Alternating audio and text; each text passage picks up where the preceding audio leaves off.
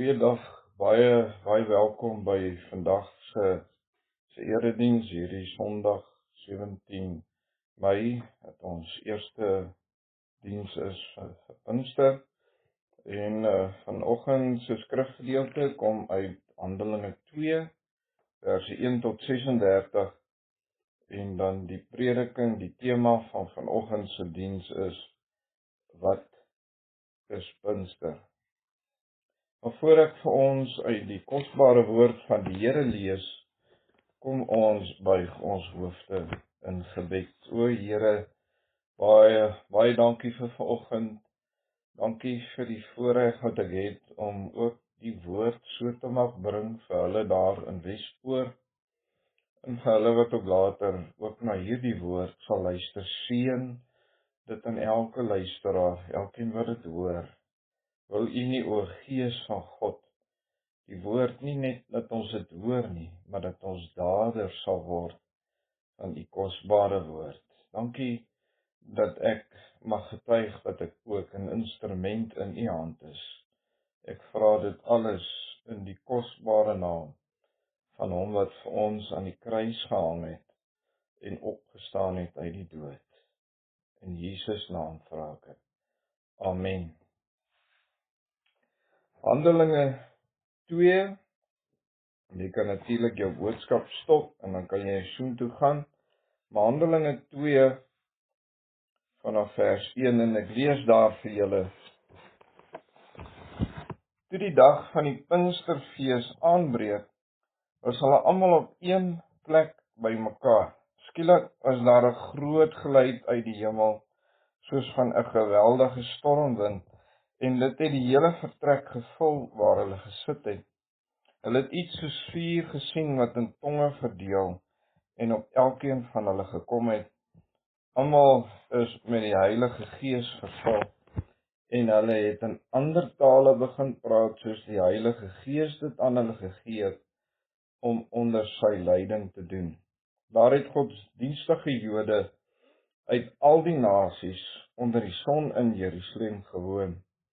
Toe die mense die geluid hoor, het 'n groot skare saamgedrom, en omdat elkeen gehoor het hoe daar in sy eie taal gepraat word, het hulle nie geweet hoe hulle dit het nie. Verras en verbaas sê hulle toe: die mense wat daar praat is tog almal Galileërs, hoe hoor elkeen van ons dan sy eie moedertaal? Perse, Medeërs en Elamites, sowel as die inwoners van Mesopotamië, Judea en Kappadosie, Pontus en die provinsie Asië, Frigië en Pamfilië, Egipte en dele van Libië om Sirene, mense uit Rome, Jode sowel as heidene wat die Joodse geloof aangeneem het, Kretensers en Arabiere. Ons hoor hulle in ons eie taal praat oor die groot dinge wat God gedoen het. Hulle was almal verbaas en uit die veld geslaan. Party het vir mekaar gevra,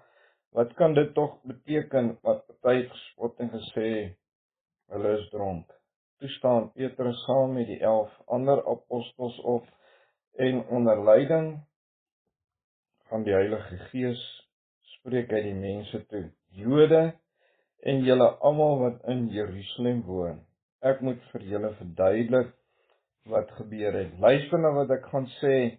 Hierdie mense is nie dronk soos julle dink nie, want dit is nog maar die 9de uur in die môre. Nee, hier gebeur wat God deur die profeet Joël gesê het. So sal dit in die laaste dae wees, sê God. Ek sal my gees uitstort op alle mense. Julle seuns en julle dogters sal as profete optree. Julle jong mense sal gesigte sien. Julle ou mense sal drome droom. Ja, my dienaars en my dienaresse sal ek in daardie dae my gees uitstort, en hulle sal as profete optree. Ek sal tekens bo in die lug en wonders onder op die aarde gee. Bloed en vuur en rookwolke. Die son sal pikdonker word en die maan bloedrooi, voordat die groot en glorieryke dag van die Here kom. So sal dit dan wees, elkeen wat die naam van die Here aanroep, sal gered word. Israeliete, luister na hierdie woorde. God het Jesus van Nasaret aan julle bekend gestel deur die kragtige dade, die wonders en die tekens wat God hom by julle laat doen het. Daarom weet julle self, God het besluit en dit vooruit bepaal om hom aan julle uit te lewer. En julle het hom deur die heidene aan die kruis laat spyker en hom doodgemaak, maar God het hom van alle smarte van die dood verlos en hom uit die dood laat opstaan. Dit was immers vir die dood onmoontlik om hom gevange te hou. Van hom sê Dawid, ek het die Here altyd voor oë, hy is aan my regterhand.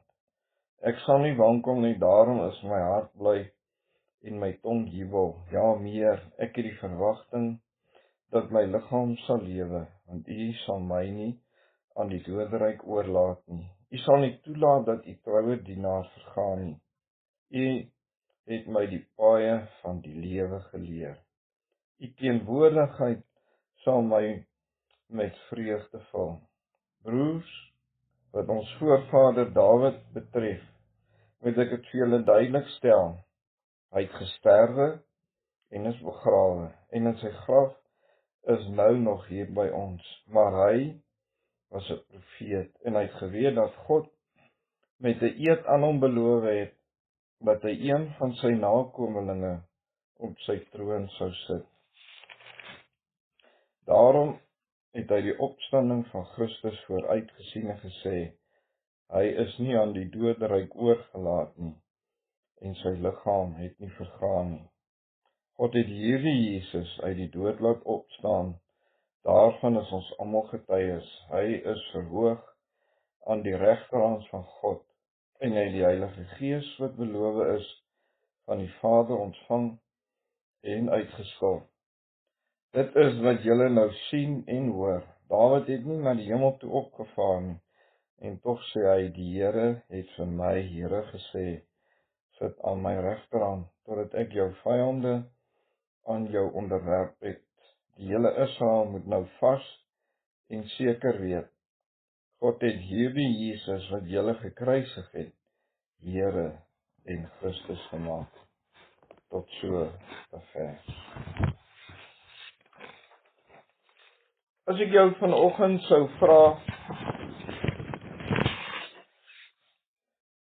wat is Pinkster, sou ek verskillende antwoorde kry. Tog sou ek hoor dat Pinkster te doen het met die uitstorting van die Heilige Gees. Ek sou ook hoor dit is waar die kerk van die Here Jesus begin het. Pinkster in Engels is Pentekost, wat eintlik maar 'n direkte afleiding is van die Griekse woord Pentekoste, wat dood eenvoudig beteken 50. In die Joodse feeste was daar die Jubelfees, die Hebreëse Jubeljaar, en dit beteken ook 50. Elke 50 jaar in die Ou Testament volgens Levitikus 25 is hierdie fees gevier. Moses het bepaal dat as 'n Israeliet 'n slaaf geword het, dan moes hulle hierdie fees vrygelaat word, behalwe natuurlik as hy verkies het om as 'n slaaf te bly. En die grond wat hulle verloor het, moes aan hulle teruggegee word, want die Here het deur Moses bepaal dat elke Israeliet 'n erfgenaam moet wees. Dit beteken dan na elke 7de Sabbatsjaar, Sabbatsjaar is 7 jaar, wat dood eenvoudig beteken as jy 7 maal 7 is 49 jaar, dan is die Jubelfees in die 50ste jaar gehou. Paasnaweek, die kruisiging, die Vrydag en die opstanding die Sondag, en daar 40 dae daarna verloop, waarin Christus aan sy disippels verskyn het en hulle geleer het. En aan die einde van hierdie 40 dae is Christus opgeneem, en donderdag het ons hemelvaart gevier. In daardie tyd het hy sy disippels die opdrag gegee om hulle self in die bovertrek op te sluit en te wag op die Heilige Gees. Dus het daar 10 dae verloop en op die 10de dag is die Heilige Gees uitgestort. Dis hoekom die kerk vroeër jare het ons van Hemelvaart af daarna het ons 10 dae Paasfees of Pinkster gevier en tot die Sondag, die Opstanding Sondag, het ons die uitstorting van die Heilige Gees gevier. Simbolies. Elke 50 jaar is hulle wat slawe was bevry. En dis wat dit vir ons as Christene beteken het met die uitstorting van die Heilige Gees. Ons is dus nie meer slawe van die sonde nie. Dis immers hoekom Christus gekom het. Maar ons is nou slawe van Christus Jesus. Ons behoort aan hom, want ons is duur gekoop deur sy bloed. Die eerste vraag wat 'n mens nou kan vra is, wat het aanleiding gegee tot Pinkster? Wat het aanleiding gegee dat God se Gees op sy kerk gelowiges uitgestort is? Ons weet Christus het aan sy disippels en die kerk van die toekoms beloof dat hy die trooster, die helper sou stuur. Met ander woorde, dit was 'n gegewe, dit moes gebeur. Dit het hy self gesê en dit is ook so in die Ou Testament deur die profete vir ons voorspel. Ons het reeds geleer met Hemelvaart dat Christus na sy Vader sou terugkeer en dit het die koms van die Heilige Gees bewerk. Met Pinkster sien ons die voltooiing van God drie-enigse werk en totale verlossing van die mens. Die Vader wat die Seun gestuur het, hy trek hulle na die Here Jesus toe, wat sy kinders kom red het as gevolg van sy versoeningswerk, dis die kruisiging en die opstanding, en die Gees wat in sy kinders kom woning maak en van binne af kom nuut maak, kom wederbaar. Wederbaar beteken om van bo af gebore te word, om van bo af nuut gemaak te word, sodat God se koninkryk uitgebrei mag word en God drie-enig daardeur verheerlik mag word. Ek en jy as gelowige mag nooit vergeet dat ons hier is om God te verheerlik. God het nie meer gewoon in 'n gebou wat deur mense se hande gemaak is nie, maar deur sy Gees is ons nou die tempel waar God se Gees woon. As gevolg van Christus se kruisiging, sy versoening, het die voorhangsel wat tussen die heilige en die allerheiligste gehang het, middeldeur geskeur. En dit het ons nou direkte toegang tot die Vader gegee. Toe Christus op aarde was sy toegang tot mense gebrekkig, net tot hulle wat by hom was of waar hy was, maar deur sy Gees is hy nou oral te alle tye gelyktydig in sy kinders se lewe betrokke. Die Gees het hierdie inwoning kom moontlik maak. Dis ook hy wat die kerk aan die lewe hou. Dis hy wat die kerk laat groei.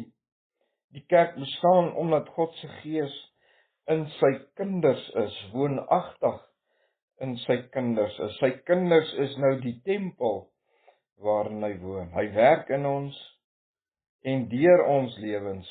Hy is altyd teenwoordig by ons. Hy is by ons totdat Christus weer kom. Hy is onverhinderd betrokke binne sy kerk. Is dit nie 'n wonderlike wete dat in hierdie Pinkster ons weer opnuut daaraan herinner word dit wat God se Gees kom doen het. Die volgende vraag wat ons kan vra is, wat het vooraf gebeur alvorens die Heilige Gees uitgestort was? Ek wil eintlik sê meer spesifiek, wat het in daardie 10 dae voor Pinkster, voor die uitstorting van die Heilige Gees gebeur? Die eerste belangrike punt is, hy het sy kerk voorberei op die koms van die Heilige Gees. Toe hy nog op aarde was, het hy hulle gedurig herinner dat hy sou terugkeer na sy Vader, maar dat dit die Heilige Gees in sy plek sou kom. Hy het hulle beveel om hulle self van die wêreld af te sonder, sodat hulle die Gees kan ontvang. Hulle moes eensgesind onder mekaar wees, want hulle dieselfde doel gehad. Hulle het in afwagting eensgesind gewag op die Gees. Hy het hulle die opdrag gegee om te bid, met verwagting dat die Gees sou kom. En in hierdie wagproses moes hulle iets baie belangrik leer. Dit wat die kerk vandag in 'n baie groot mate 'n tekort aan het. Biddeloosheid. Gebede wat nie woordgerig is nie. 'n Kerk wat biddeloos is, leef in sonde, maar dan kan jy nou vanoggend vir my sê of vandag vir my sê, Dominee, maar ons bid, Dominee, ek bid.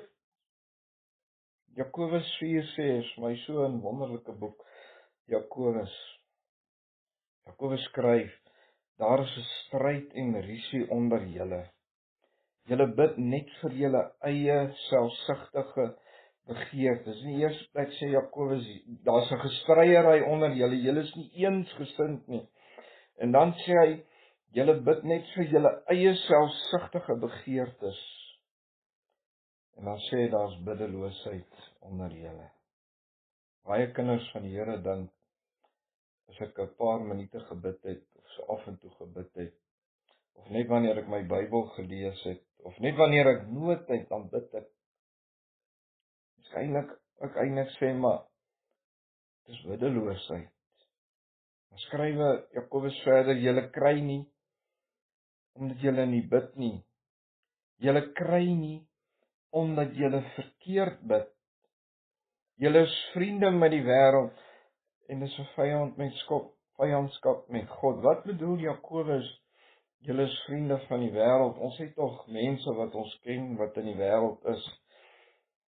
Dis nie wat hy daarby bedoel nie. Hy bedoel om gelykvormig aan hierdie mense te word. As jy by hulle is om soos hulle te wees, as jy by die kerk is, as jy wees soos mense van die kerk, dis wat hy daarby bedoel, is om soos hulle te word. Paulus skrywe in Romeine 12, vers 1 en 2, moenie aan hierdie sondige wêreld gelykvormig word nie, maar nee, laat julle denke vernuwe word deur Christus Jesus.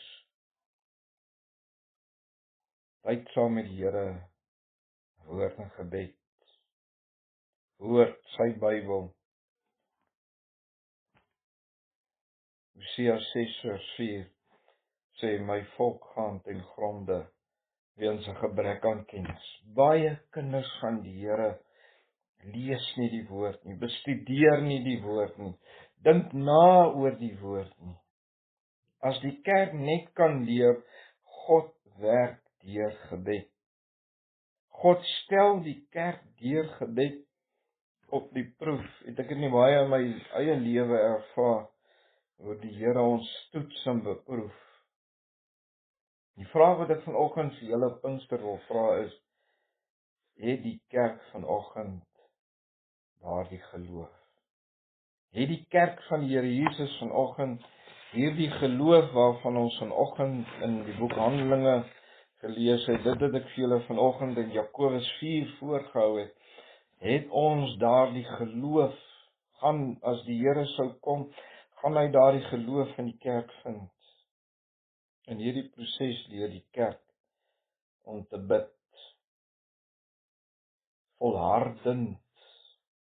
Ons as gelowiges ontbreek aan hierdie ding om te volhardend. Ek sien dit veral vandag in baie jong mense en kinders se lewens. Hulle word nie geleer om te volhard nie. Hulle gee te gou op.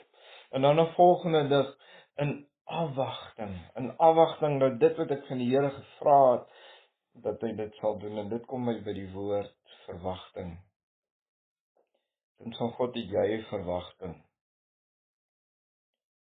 dat die Here jou gaan antwoord, dat die Here jou gehoor het, dat hy op sy tyd gebed beantwoord. En dan wil ek 'n baie belangrike punt vanoggend by dit sê. My gebedslewe moet in ooreenstemming met die woord wees. In hierdie wagproses leer God sy kerk om reg te bid, volgens die woord. Lei hy sy kerk om hulle wil in ooreenstemming met sy woord te bring. Paulus skrywe, as die koringkorrel in die grond nie val en sterf, kan dit nie vrug dra nie. Jy kan nie uit jou uit vrug dra nie. Deur Jesus het in die evangelie van Johannes het hy gesê, sonder my kan julle niks doen nie. Ons is sy kerk, ons is sy slawe, en hoor hierdie woord, ons is duur gekoop met sy kosbare bloed. Liewe kind van God, onthou dit, ek en jy is gekoop met sy bloed. Soos wat die kerk leer om te wag op God se wil, en hy die kerk reg kry om sy wil uit te voer, so leer die kerk om volkome haarself aan haar meester oor te gee en te onderwerp. Dis wat hy bedoel het, die koringkorrel moet in die grond val en sterf, sodat God deur sy kerk verheerlik mag word. Iemand wat vol van homself is, kan nie God verheerlik nie. Die meeste kerke wil dinge doen en dinge beplan vir God, en dan bid hulle en vra hulle om sy goedkeuring op hulle planne te sit, as ek dit vanoggend so kan uitdruk. Baie kerke, soos baie gelowiges, is baie besig met dinge van die Here, maar hulle is nie besig met die Here van die dinge nie. Ek wil jou vanoggend vra, kind van God, waarmee is jy besig? Die kerk van die Here Jesus het verloor om te wag op die Here. Ons leef in 'n tyd van kits oplossing, kits alles. Maar ons het verleer om rustig in onsself te word en te wag op die Here. Dis wanneer God sy kerk voorberei, hoor mooi wat ek sê, dis wanneer God sy kerk voorberei om die dinge van die Here te doen, want hulle is besig met die Here van die dinge. Liewe kind van God, hoor jy wat ek vanoggend vir jou sê? Ek wil dit weer vir jou herhaal. Dis wanneer God sy kerk voorberei om die dinge van die Here te doen, want hulle is besig met die Here van die dinge. Ek kan ook sê, jou wil en jou lewe is in ooreenstemming met die woord van God. Dan kan ek sê, die werk is blywend, want dit het by hom begin en dit volëindig in hom.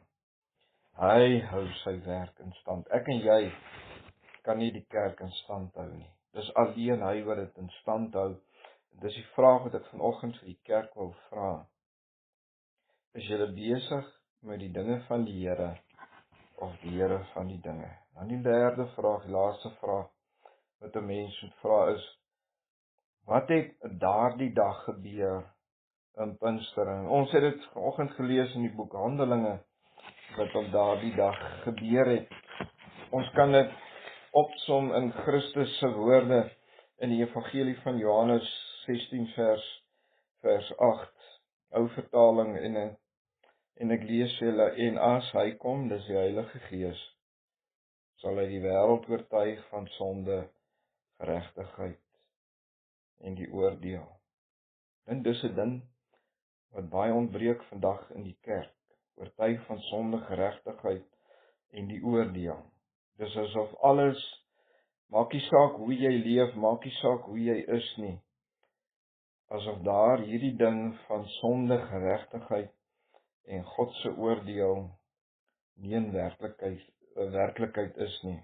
Ons lees in ons geleesde gedeelte in Handelinge 2 vers 41, dat op daardie dag 3000 mense tot inkeer gekom het, tot bekering gekom het. Herlewingsboeke wat ek al gelees het, waar ware herlewings uitgebreek het, dan lees 'n mens hier dieselfde ding wat in die boek Handelinge gebeur het. God was kragtadig teenwoordig daar, en daar het baie mense tot bekering gekom. Die vraag wat ek vanoggend weer wil vra is, 'n verdere vraag vir jou is, kom daar nog mense tot bekering in die kerk?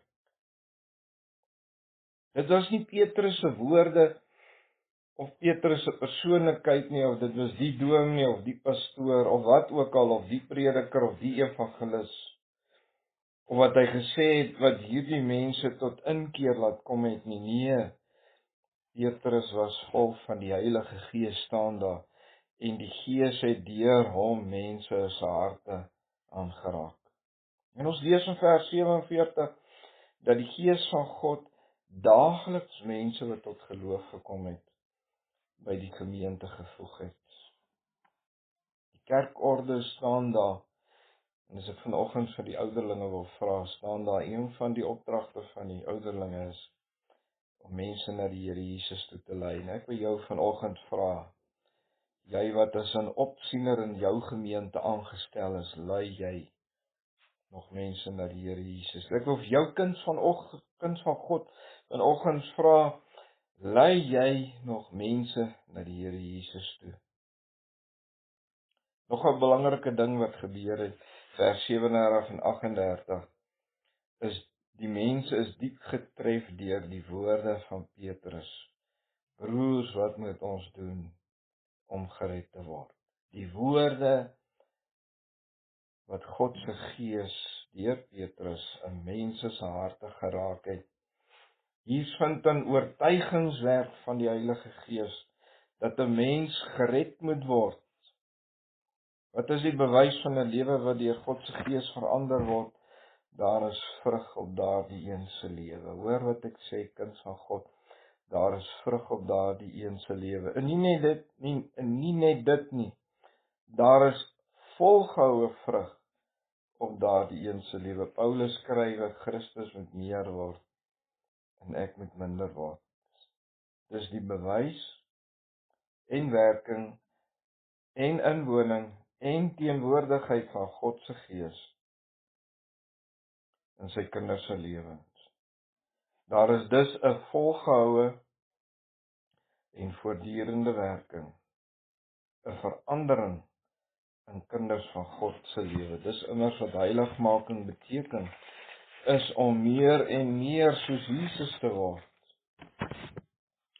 Ek ervaar en getuig hoe hy in my lewe werk, en daardeur verheerlik ek hom. En dis wat ek jou wil vra. Verheerlik my en jou lewe, die Here. Ek sluit af. Is die Pinkstergebeure deel van jou lewe? Is jy 'n instrument in die hande van die Here? Is jy besig met die dinge van die Here? Of is jy besig met die Here van die dinge? Net jy kan vandag vir jouself daai vraag afvra. Mag die Here deur sy kosbare woord, deur die Gees, ook jou hart en lewe, ook in hierdie Pinksterreeks, ook aanraak. Amen. Kom ons sluit ons oë. Here, dierbare Here, dankie vir hierdie kosbare woord. Dankie dat U, o Gees van God, gekom het. Dankie dat U gekom het vir die voltooiing van die werk in U koninkryk, om mense te soek en te red wat verlore is, sodat mense tot inkeer kan kom, mense vrug mag dra, mense beelddraers van die Here Jesus mag wees, dat ander Jesus in ons lewens mag sien, en dat U daardeur verheerlik mag word. Gee, Here, dat hierdie Pinkster so mag wees, dat mense se harte waarlik deur U aangeraak mag word. Dis my hartsgebed vanoggend, van elkeen, vandag, elkeen wat my hierdie woord luister. In Jesus naam bid ek dit. Amen. Ek wil vir julle elkeen 'n wonderlike dag toewens, en die nabyheid van die Here. Ontvang die seën. Mag hy julle toerus met alles wat goed is, sodat julle sy kinders sy wil kan doen. Mag die Vader deur Jesus Christus tot stand bring wat vir hom aanneemlik is in my en in jou lewe. Aan hom behoort die heerlikheid tot in alle ewigheid. Amen.